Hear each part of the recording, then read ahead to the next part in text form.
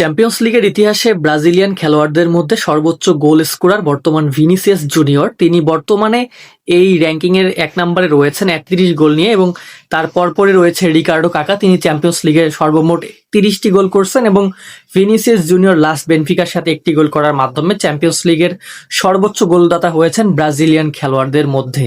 শুধু তাই নয়, চ্যাম্পিয়ন্স লিগে ভিনিসিয়াস জুনিয়র যে নিজের একটা আধিপত্য বিস্তার করেছেন তার প্রমাণ হিসেবে যদি আপনাদের বলতে যাই, তাহলে চ্যাম্পিয়ন্স লিগের ইতিহাসে মাত্র 5জন খেলোয়াড় রয়েছেন যারা কিনা 30+ গোল এবং 30+ অ্যাসিস্ট করতে পেরেছেন, যাদের মধ্যে ভিনিসিয়াস জুনিয়র একজন, এবং এর আগের যে 4জন তারা হচ্ছে মেসি, নেইমার, রোনালদো এবং থমাস মুলার। এবং এই 4জনের পর 5ম খেলোয়াড় হিসেবে ভিনিসিয়াস জুনিয়র সেই লিস্টে নাম লেখালেন। চ্যাম্পিয়ন্স লিগের ইতিহাসে 30+ গোল এবং অ্যাসিস্ট, সেই র্যাঙ্কিংও ভিনিসিয়াস চলে এসেছেন।